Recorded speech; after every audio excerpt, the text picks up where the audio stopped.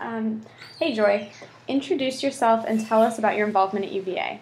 Okay, my name is Chukwudumebi Joy Omengi. I'm a second year computer science and African American studies major. And, I'm the incoming president for the Black Student Alliance for next school year. Awesome. Okay, so we talked a little bit earlier about kind of what we have taken UVA's Southern reputation to mean. Do you think that UVA's reputation as a rich white Southern school is still accurate today? Why or why not? Well, I would say every stereotype comes from some type of truth. That's definitely the reputation that I knew of like as I was applying. And when you come here, like you definitely see it. However, at the same time, you always see like other types of like culture and other types of like just personalities here at the university. Of course, there are those like Southern, rich, people here, but there's also Northern, middle class, other people. So, yeah. Did it deter you at all when you were doing your application process? Not really. I mean, just kind of something to I just submitted an application. I didn't really think about it too much. Okay, so now that you're here, what does it mean to be a minority student at a school like UVA? It definitely means that you're more aware of like for me, like you're more aware of your race. You're more aware of race relations, of the history, and certain things like that. But on the opposite end, it also means that you definitely find a community of people who you can always go to, you can always engage with, whether they be minority or not. You find that there's always people to help you in terms of like resources, like the Office of African American Affairs. Like there's always people who have your back, and it just means that sometimes it takes the extra effort if you want to engage in like the greater university community. It also means that you're pinpointed sometimes in terms of like organizations like University Guide Service, like Honor, UJC, like they come to you and be like, we need more minorities, and you're just like, why do you want me to, certain, it brings up certain questions that are kind of like, well, I'd have to answer that just because I'm a minority, So for some people, they like to see themselves as like, I'm black and I'm proud at UVA, and other people want to be seen as just a regular university student. So it's different for every individual person, but yeah. Okay, so in what ways do you feel like your voice has been heard? When you say my voice, you mean like as a black person? Yeah, or just as kind of you. Well, I'll just answer that in a community way. Definitely with MEL, the Memorial for Enslaved Laborers, that was definitely a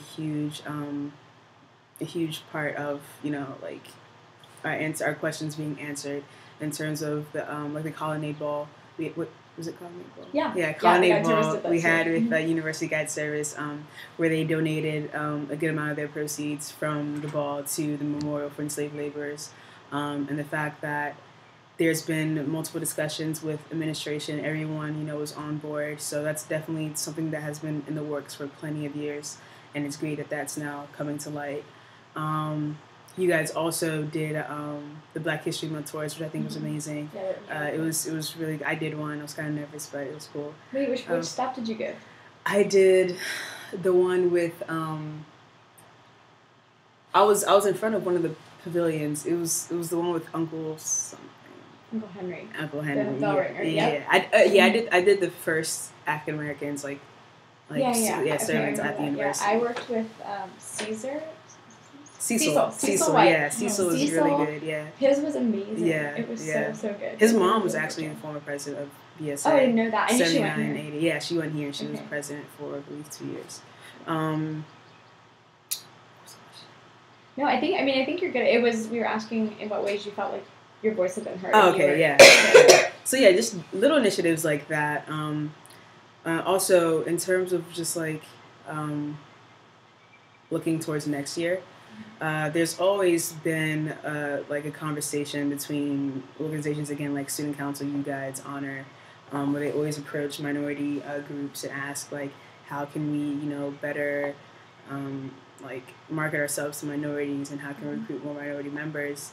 And in the sense that it's almost become like protocol to act like every single year, like during the transition period.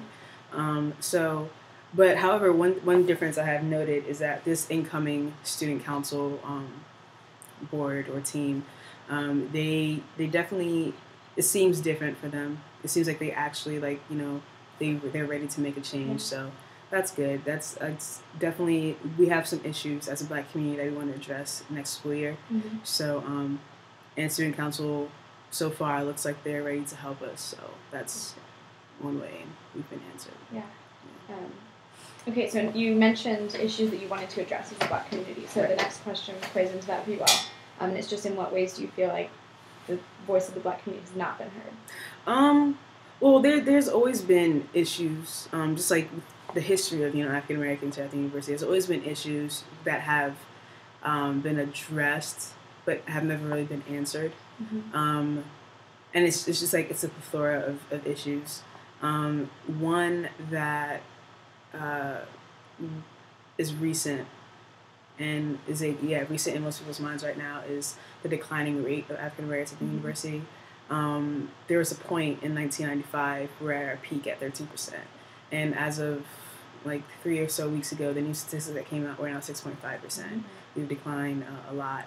So that's something that we definitely want to not only address, but and not only addressing and answers to, but actually like make a movement on, like actually do something about it.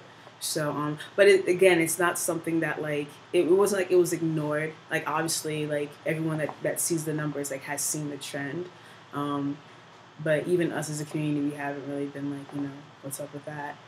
So yeah, just things like that. And also in terms of, like I've mentioned like 2 times already, like there's certain organizations that always reach out. What we've come to find is that there's always those few people within those organizations who make it a point to try to change that organization. But for the most part, the majority of the organization or members of the organization, at least in my experience, I have come to find that they don't really care, you know?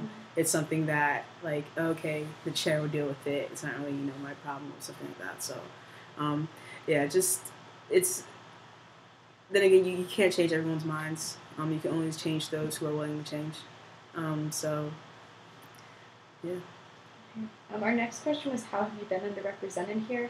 If you feel like there's something that you haven't already said that pertains to that question, feel free, but it's also kind of redundant, so. Maybe even as, like, with the Black Student Alliance, like, how it has that organization been? Yeah, because you meant, I mean, there's obviously, like, at UVA, there's the big trifecta, like, honor, UJC, guides, maybe Greek life, as, like, the big things. And I feel like they get a lot of attention. So, like, as a minority organization specifically, how have you guys been? Yeah, well, okay, I'll address the first one. In terms of, like, just, like, individual students, I was in conversation, or I was at a meeting last night with a president of another minority organization, and she mentioned how next year for RAs there are 0 RAs, Latino RAs. So that's for the Black students. I haven't really looked into the numbers, but I can't imagine it's more than 25. And the other minority groups that were present, like the president of the Asian Student Union, she was appalled because the numbers for, you know, Asian RAs are like, you know, huge. But then again, they're probably double the amount of, you know, them than there are Blacks at the university. So that's definitely one way in which we've been underrepresented, as well as those 3 big groups and the other ones. In terms of just like the name of BSA, even when I went to the U Guides Proby thing, like some of them like called us like Black Student Union, Black Student Association, and we're just like, no, the Black Student Alliance, no. So yeah, just it's definitely something underrepresented. Like I feel like in the context of the greater university community, the way they look at BSA, and this is just again an individual you know, thought, not necessarily reflecting the organization, but sometimes they will call on us only when they need us, and they don't really attempt to engage us in other ways.